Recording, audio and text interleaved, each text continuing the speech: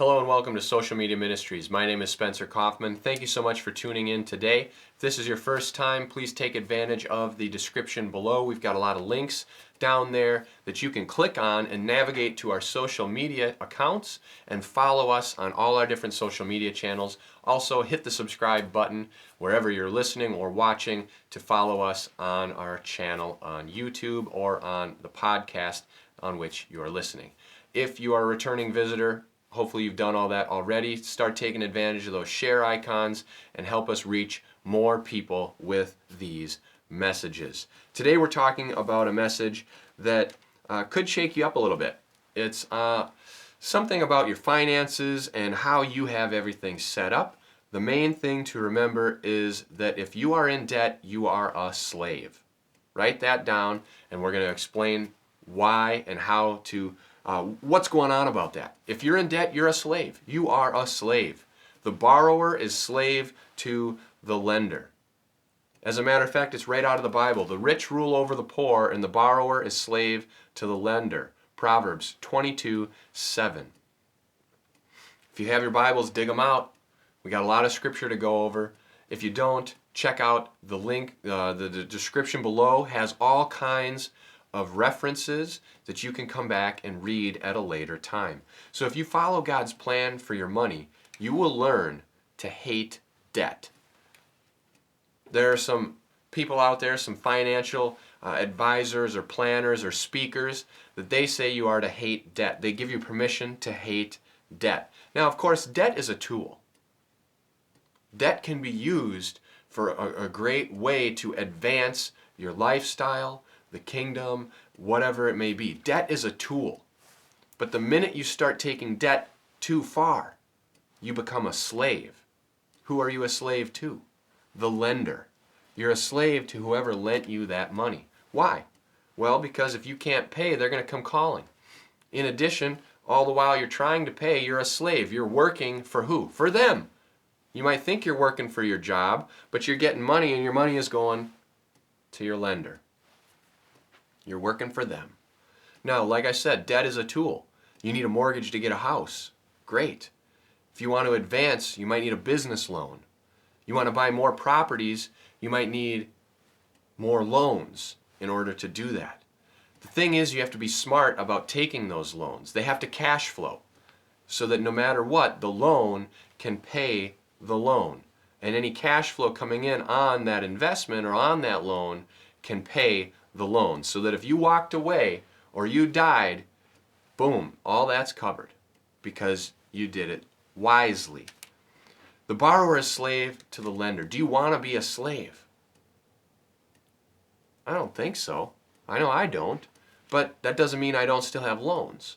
You just have to follow the right plan and set things up properly. Let's go to Proverbs chapter 6, verses 1-7. My son, if you have put up security for your neighbor, if you have struck hands in a pledge for another, if you have been trapped by what you have said and snared by the words of your mouth, then do this, my son, free yourself. Since you have fallen in your neighbor's hands, go and humble yourself. Press your plea with your neighbor. Allow no sleep to your eyes, no slumber to your eyelids. Free yourself like a gazelle from the hand of the hunter, like a bird from the snare of the fowler. Go to the ant, you sluggard. Consider its ways and be wise. It has no commander, no overseer or ruler, yet it stores provisions in the summer and gathers food at harvest. Keep reading, continue on, it's great. What is the point? If you have struck hands in a pledge and been trapped by the words of your mouth, if you have agreed to be in debt, do this right away. Press your plea. What can you do? Now, obviously, a lot of places, banks, lenders, loan companies, they're not going to just say, yeah, no problem, we'll forgive it. But press your plea with them. What does that mean? Try to negotiate something. Hey, can we get a reduced interest rate? Can we get 0% interest for the next so many months? Can we do that? What can we do? Press your plea with them right away. Don't sleep on it for a few days. Go. Then do this. Free yourself like what? Like a gazelle from the hand of the hunter. What is a gazelle? That's a super fast animal. Run. Free yourself. Get away from this debt. Like a bird from the fowler. What do? They fly away real fast. They're gone. Free yourself. How do you free yourself? Start making payments. Pay it off. Get out of debt. Now, of course, like I said, you can have what we're going to call good debt. Now, if you need more lessons on finance and money and good debt and bad debt and how to use debt as a tool, use it correctly, if you need to screw in a screw on your outlet cover, your light switch, and you get a hammer, and hammer is your debt, and this is what you're trying to accomplish, that's bad debt. You need a good debt. You need that screwdriver to screw that in and accomplish that properly. If you need any help with that finance area, comment below and we'll get you connected. We've got other great resources that you can learn more about money and finance and investing. In addition, we've got several sermons on the topic of money because it's very important in your life to follow God's plan for your money. One note about debt though, sometimes yes, it can be good, but debt is still something that you want to try to avoid for the reason of your debt is supporting the company to which you are indebted to. For example, if you get a loan from a bank and that bank isn't ran by Christians or the kingdom of God, you're now supporting something outside the kingdom of God. Now that's not something that you need to really worry about too much. But for example, Wells Fargo, that company has done so much evil, it's incredible they're still in business. Yeah, I singled it out. I did. You want to know about what they've done? You can do some research. I won't get into it. We're not going to even set the stage for any type of a legal course here. If you are in debt with some other company, whether it's a credit card company, whether it's a bank, personal lender, whatever the case may be, loan shark. If those people aren't of God, then your money is going to support something outside the body of Christ. Therefore, if you go into debt, it would be best to do it with people who are within the kingdom of God. In general, if you're in debt, your income is becoming outgone, and it's going to someone who's wiser than you, unless you're using debt as a proper tool. But you need to follow God and get out of debt. Free yourself. Run. Think about this. Think of the good your money could do if it were going where God wanted it to go, to the right people who God wanted it to go to. Check out this video on using your gifts. It's a great sermon, a great message. Navigate to our YouTube channel. It's called Use Your Gifts. Matthew chapter 13, verse 12. Whoever has will be given more, and they will have an abundance. Whoever does not have, even what they have, will be taken from them. The big banks are rich. They lend you money at an interest rate, and you pay it back, and they make even more money. They have an abundance, but you, in proportion to them, have nothing, and even what you have is being taken from you. It's going out of your hand and into their pocket. Luke 19:26 is a similar verse. Check it out. He replied, I tell you that to everyone who has more will be given. But for the one who has nothing, even what he has will be taken away. Why? Borrower, slave to the lender. Everything you have outgone to the lender.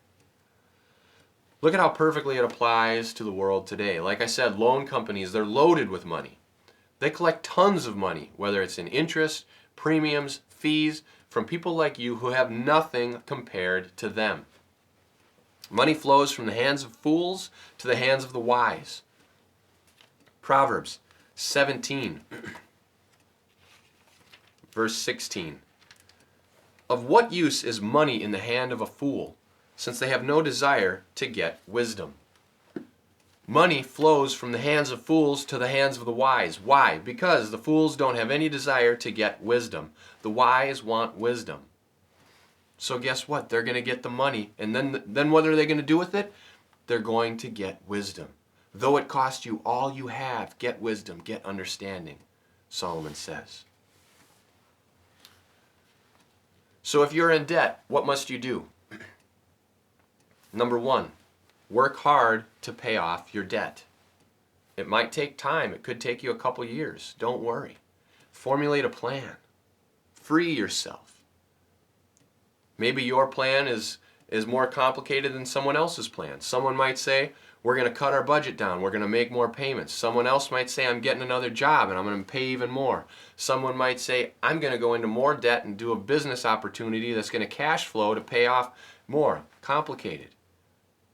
Whatever your plan is, make sure you have one. And make sure it's working for you. And no, it's going to take time. You can go into debt in 2 seconds. You can go on, punch up a loan, boom, you got the money. You could spend it, it's gone. It could take you 20 years to pay that off. Just remember, the borrower is slave to the lender. Who are you really working for?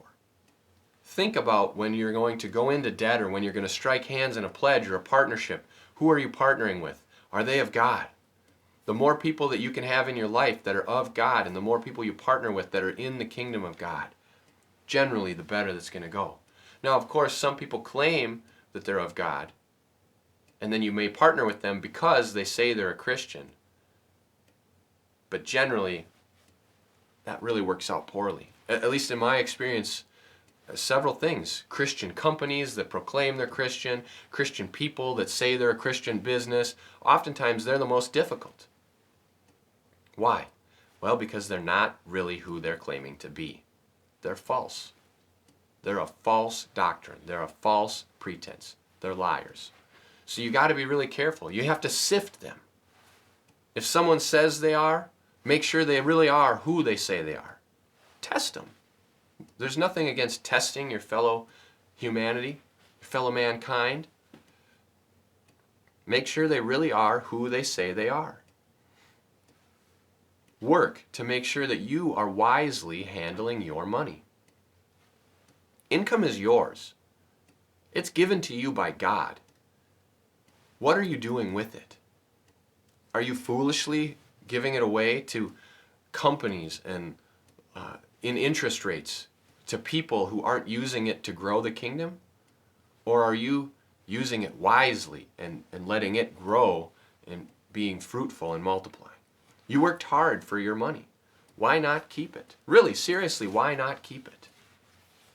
Proverbs 21:20. In the house of the wise are stores of choice food and oil, but a foolish person devours all they have.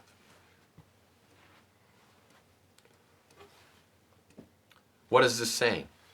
In the house of the wise, they take care of their stuff. They have stores, they have provisions. They're ready. The grocery store truck doesn't come in this week, they're fine. They've got stores of choice food and oil. They've got their groceries. They've got the cupboards full, the fridge stocked, the freezer's full. Their bank accounts are good. They've taken care of their stuff. They've stored it for a rainy day. But the foolish people devour all they have. They get it and it's gone. They get the money and it's gone. Their money is spent before it's even deposited in their bank account. You know these types of people. You could probably think of one that you know. They've got all their money spent. They say, I'm going to get this paycheck, but it's already gone. I've already spent it. This has got to go here. This has got to go here. This has got to go here. A foolish person devours all they have. That money is being devoured right away. Don't be like that. And if you are like that, make an effort to change. Proverbs 28:20-22. A faithful man will be richly blessed, but one eager to get rich will not go unpunished. Be faithful. Work hard. Be diligent. Diligent hands will prosper. Keep at it. Yes, it might take you a while, but keep going. If you stop that and you try some get rich quick, someone who's eager to get rich, Say, man, I got 50 grand in debt. I got to pay it off in 6 months. Probably not going to happen. I'm going to go to the casino. I'm going to enter a poker tournament. I'm going to strike hands in this business. I'm going to develop a property. I'm going to, whatever the case may be, I'm going to rob a bank. One eager to get rich will not go unpunished. You'll have your fill of poverty. To show partiality is not good. A man will do wrong for a piece of bread. Keep going. A stingy man is eager to get rich, unaware that poverty awaits him. Poverty awaits that. If you're eager to get rich, that's a sign of greed. Also a sign of idolatry. Maybe you're putting money above God. Just know that if you're in debt, you can live in debt. Work to get out of it. Free yourself, because the borrower is slave to the lender. So some take-home points. Debt is okay, as long as it's used correctly. If you have to go into debt, make sure that it's something that you talk about. It's not something you enter into lightly. God has a plan for you. He has a plan for your money. Make sure you're following that plan. How do you know what it is? Talk to Him. In addition, if you are in debt, make a plan. How are you going to pay it off? How are you going to get out of debt? What are you doing with your time, with your resources? Are you using your gifts? Now, you might say, I have a gift of preaching or prophecy or teaching. I'm using my gifts, but it's not paying me very well. Well, it's better to use your gifts and have little than to go do something else and have a lot. Use your gifts. Seek first His kingdom and His righteousness, and all else will be given to you as well. That's very, very important. That's in Matthew 6:33, by the way. Seek first God's kingdom and His righteousness.